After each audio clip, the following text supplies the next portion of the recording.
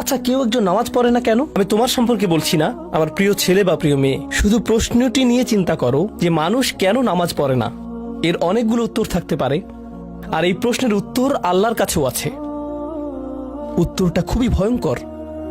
এই উত্তরটি আমি খুতবার শুরুতে পড়েছি।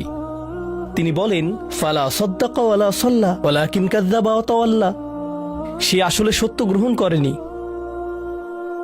এবং সে নামাজও পড়েনি। তিনি কাফির সম্পর্কে বলছিলেন। তিনি দুইটা জিনিস বলেছেন, এই লোকটি সত্য গ্রহণ করেনি এবং নামাজও পড়েনি। কথাটা ভাবনার উদ্রেক করে। যদি বলা হয় সে সত্য গ্রহণ করেনি, আমার আশা হলো তিনি বলবেন লা সাদ্দাকা ওয়ালা আমানা, কিন্তু তিনি বলছেন লা সাল্লা। এর মানে হলো আল্লাহর সত্য গ্রহণ করার ব্যাপারে তোমার অন্তরে কিছু একটা মিসিং আছে। না না না, বাচ্চাটা বলে আমি আল্লাহকে বিশ্বাস করি, আমি মুসলিম। হ্যাঁ, তুমি এখানে মুসলিম, তোমার মাথায়। কিন্তু এই সত্য তো শুধু তোমার মাথার জন্য না, এই সত্য তোমার অন্তরের জন্য। তুমি এখনো অনুভব করছো না যে ব্যাপারটা কেমন সিরিয়াস। তুমি এখনো উপলব্ধি করছো না যে এটা কি। মাঝে মাঝে কোনো বিষয় তুমি জানো হয়তো, কিন্তু এই নিয়ে চিন্তা করা থেকে পালিয়ে বেড়াও। এটা সত্য, তুমি জানো বিষয়টা কিন্তু চিন্তা করতে চাও না। আর তাই এটা যেহেতু মিসিং, ঠিক এই কারণে আমি সহজেই নামাজের কথা ভুলে যাই কখনো কখনো, এবং তুমিও ভুলে যাও কখনো কখনো। এমনটা ঘটে কারণ আমাদের অন্তর কিছুটা বিভ্রান্ত হয়ে পড়ে।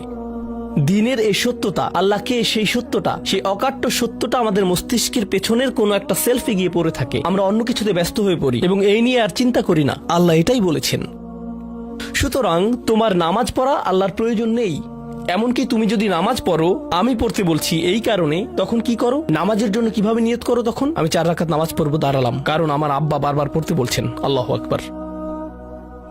নবী সাল্লাল্লাহু আলাইহি সাল্লাম আমাদের বলেছেন, নিয়ত সঠিক না হলে কাজের কোনো মূল্য থাকে না। ইন্নামাল আমালু বিন্নিয়াহ, ইন্নামাল আমালু বিন্নিয়াত। এমনকি যদি তুমি কাজটা করেও থাকো কিন্তু তোমার নিয়ত ছিল আমি শুধু তোমাকে বিরক্ত করি, এটাই তোমার নিয়ত, তখন এই নামাজ আমার যেমন কোনো উপকার করবে না, ঠিক তেমনি তোমারও কোনো উপকার করবে না। তোমার সত্যিকারের আন্তরিক নামাজ থেকে একমাত্র যে উপকৃত হবে সে হলো তুমি নিজে।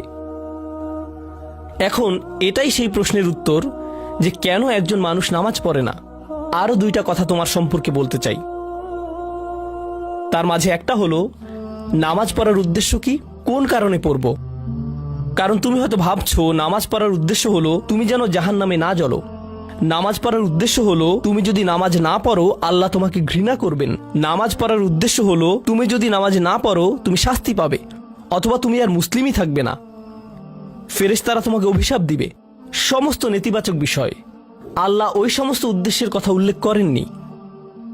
নেতিবাচক কিছু থেকে মুক্তি পাওয়া নামাজের মূল উদ্দেশ্য নয়। নামাজের মূল উদ্দেশ্য হলো ইতিবাচক কিছুর দিকে ছুটে চলা। এটাই নামাজের উদ্দেশ্য।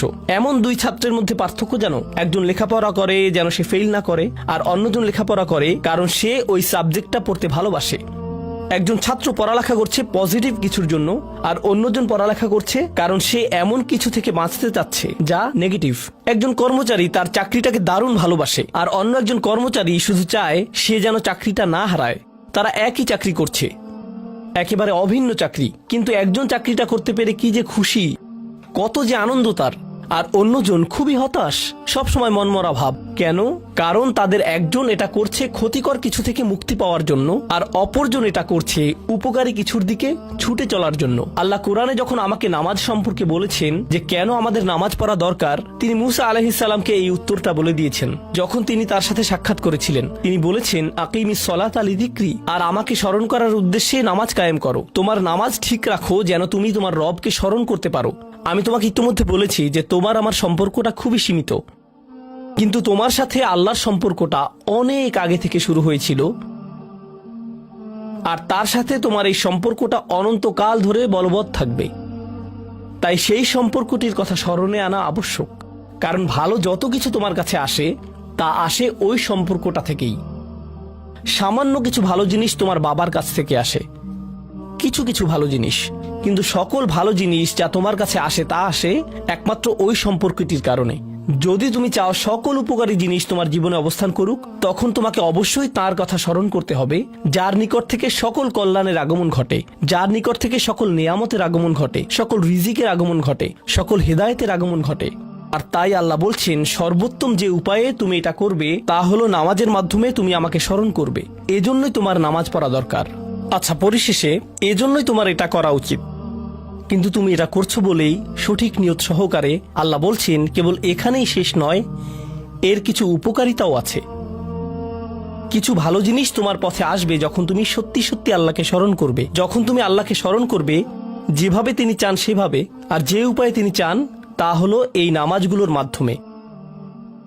তুমি যদি এটা করতে পারো, আল্লাহ বলছেন ইন্না সলাতা তানহা আনিল ফাহশা ওয়াল মুনকার। এমনকি এই আয়াতেও ওয়ালা যিকরুল্লাহি আকবার, তিনি বলছেন নামাজের মধ্যে এই উপকারটি আছে যে এটা তোমাকে অশ্লীলতায় পড়ে যাওয়া থেকে রক্ষা করবে। কারণ অশ্লীলতা তোমার চারপাশে বিরাজমান, আর আমি প্রিয় পুত্র তোমাকে এটার সম্মুখীন হওয়া থেকে রক্ষা করতে পারবো না। অশ্লীলতা তোমার ফোনে, অশ্লীলতা তোমার স্কুলে, অশ্লীলতা তোমার বন্ধুদের মাঝে, অশ্লীলতা ঈদের অনুষ্ঠানে, যখন কোনো কর্নারে গিয়ে বন্ধুদের সাথে আড্ডা দাও, অশ্লীলতার উপস্থিতি তুমি সর্বত্র দেখতে পাবে। প্রতিবার যখনই তুমি অশ্লীলতার দিকে এগিয়ে যাবে, তোমার অন্তর ক্ষতিগ্রস্ত হয়ে পড়বে। আর আল্লাহ বলছেন যদি তুমি এই নামাজগুলো আদায়ে যত্নবান হও, এগুলো তোমাকে অশ্লীলতার করাল গ্রাস থেকে রক্ষা করবে। একবার যদি তুমি অশ্লীলতায় ডুবে যাও, তখন তুমি হয়ে পড়বে যেমন তুমি যদি দূষিত বাতাসে নিঃশ্বাস নাও, প্রথম প্রথম তোমার কাশি আসবে, কিন্তু যদি এতে বেশিক্ষণ অবস্থান করো, একসময় এতে তুমি অভ্যস্ত হয়ে পড়বে। অশ্লীলতাও ঠিক এরকম, এতে আকণ্ঠ নিমজ্জিত থাকলে একসময় এটাকে আর বড় অপরাধ বলে মনে হবে না, নিজেকে এর থেকে রক্ষা করার কোনো গরজ অনুভব করবে না আর, কারণ তোমার প্রতিরোধ ব্যবস্থা দূষিত হয়ে গেছে। এরপর তুমি এমনকি আরো বিষাক্ত আচরণের জন্য প্রস্তুত হয়ে যাবে, এমনকি আরো জঘন্য বিষয় ওয়াল মুনকার, এমনকি আরো ঘৃণ্য কাজও তোমার দ্বারা সম্পন্ন হয়ে যেতে পারে। অধপতনের অতল গহ্বরে হারিয়ে যাওয়া থেকে এই নামাজগুলো তোমাকে রক্ষা করবে। এই জন্যই তোমার নামাজ পড়া দরকার, এই সমস্ত কারণেই তোমার নামাজ পড়া প্রয়োজন। আমি বলেছি এই জন্য না, এই সমগ্র ভ্রমণের শেষে সিদ্ধান্তটা সম্পূর্ণরূপে তোমার। কারণ আল্লাহ হয়তো আগামীকালই আমাকে নিয়ে যেতে পারেন, আল্লাহ হয়তো আমাকে 1 বছরের মধ্যেই নিয়ে যেতে পারেন। তোমার এবং আমার মাঝে যে এই সম্পর্কটা বর্তমানে আছে, এমনকি যদি আমরা 100 বছরও বাঁচি, আমরা এর চেয়ে বেশি বাঁচতে পারবো না। একটা সময় আছে যখন এর সমাপ্তি ঘটবে, কিন্তু ওই সম্পর্কটি, তুমি যদি সত্যিই ওই সম্পর্কটি সম্মান করতে চাও, নামাজ পড়ো। তোমার প্রতি এটাই আমার উপদেশ। এখন আমি পিতামাতার উদ্দেশ্যে কথা বলবো। এটা হবে ছোট্ট একটা রিমাইন্ডার আমার জন্য এবং আমাদের সবার জন্য, আমাদের পিতামাতাদের জন্য। সন্তানাদি আল্লাহ প্রদত্ত একটা নিয়ামত, তাদেরকে এজন্য দেওয়া হয়নি যেন আমরা তাদের নিয়ন্ত্রণ করতে পারি। যত বেশি আমরা তাদেরকে নিয়ন্ত্রণ করতে চাইব, তত বেশি হতাশ হব সকল অবস্থাতেই। আমি দেখেছি এমনটা, বিশেষ করে যে পরিবারগুলো তাদের সন্তানদের দিনের সুরক্ষা করতে চায়, তারা যত বেশি সন্তানদের উপর জোর করে দিন চাপিয়ে দিতে চায়, তত বেশি ওই ছেলেমেয়েগুলো অদ্ভুত সব উপায়ে বিদ্রোহ প্রকাশ করে। কারণ যে বিষয়টা আল্লাহ চান আপনি তাদেরকে প্রদান করুন, আপনার ছেলে মেয়েদের কাছে আপনার যে সুযোগ আছে সেটা তাদেরকে আপনার আদেশ নিষেধ মানতে বাধ্য করার জন্য নয়। সুযোগটা এই জন্য দেয়া হয়েছে যেন আপনি তাদেরকে এমন সব বিষয়ে চিন্তা করাতে পারেন যা শুধু আপনার পক্ষেই চিন্তা করানো সম্ভব, তাদেরকে এমন সব বিষয়ে পছন্দ করাতে পারেন যা শুধু আপনার পক্ষেই পছন্দ করানো সম্ভব। আপনার বাচ্চাটা বাস্কেটবল পছন্দ করে কারণ সে আপনাকে বাস্কেটবল খেলতে দেখেছে, সে প্লে স্টেশন পছন্দ করে কারণ সে তার বাবাকে প্লে স্টেশনে খেলতে দেখেছে। এভাবে আপনি বাচ্চাটার অন্তরে কোনো কিছুর জন্য ভালোবাসা তৈরি করে দিতে পারেন, কারণ আপনি যেরকম, আপনার পক্ষে এটা করা সম্ভব। আর যখন বাচ্চাদেরকে বলতে থাকেন তোমার হোমওয়ার্ক করো, তোমার হোমওয়ার্ক করো, আপনার সন্তানের বয়স যখন 40 হবে, সে তখন বলবে না আমি হোমওয়ার্ক ভালোবাসি, কিন্তু 40 বছর বয়সেও সে বলবে আমি বাস্কেটবল ভালোবাসি, আমার বাবা সবসময় বাস্কেটবল খেলতেন। আপনি যা ভালোবাসেন তা ট্রান্সফার হয়ে তার কাছে চলে যায়, আর যা করতে বলেন তা প্রত্যাখ্যাত হয়ে যায়। এমনটি আপনার ক্ষেত্রেও ঘটেছিল। আপনার ছেলে মেয়েদের কথা ভুলে যান, আপনার নিজের বাস্তবতা ওইটাই। আপনার বাবার কিছু কিছু জিনিস যে আপনি এখনো পছন্দ করেন তা ভালোবাসার মাধ্যমে আপনার নিকট ট্রান্সফার হয়েছিল, আর আপনার বাবার ওই ব্যাপারগুলো আপনি অপছন্দ করতেন যা তিনি জোর করে আপনাকে গেলাতে চেয়েছিলেন। এখানে উপবিষ্ট প্রত্যেকের বাস্তবতা এটাই, শুধু সেগুলোই গ্রহণ করেছি যেগুলো ভালোবাসার মাধ্যমে হস্তান্তরিত হয়েছিল। ঠিক এই ইশারাটাই আমাদের পিতামাতাদেরকে দেয়া হয়েছে সূরাতুল ইসরার এই আয়াতে। রব্বির হামহুমা কামা রব্বায়ানি সগীরা। রব্বায়ানি মানে যখন তারবিয়া ব্যবহার করা হয় একটি চারা গাছ বড় করার জন্য, আপনাকে চারা গাছটির যত্ন নিতে হবে, এর সযত্নে প্রতিপালন করতে হবে। গাছটির প্রতি চিৎকার চেঁচামেচি করলে তো হবে না, তাড়াতাড়ি বড় হও, তাড়াতাড়ি লম্বা হও। আপনার একে সময় প্রদান করতে হবে। অনেক সময় পোকামাকড় এসে এর পাতাগুলো খেয়ে ফেলতে চাইবে, আপনাকে তখন পোকামাকড় সরিয়ে দিতে হবে। কখনো কখনো একটু কঠোর আচরণ করতে হবে, শুধু অতটুকুই যেন পোকামাকড়গুলো দূর হয়ে যায়। এরপর আবারও এতে পানি দিতে হবে। আমাদের বাচ্চাদের সাথে আমাদের উদাহরণটা ঠিক এমনই।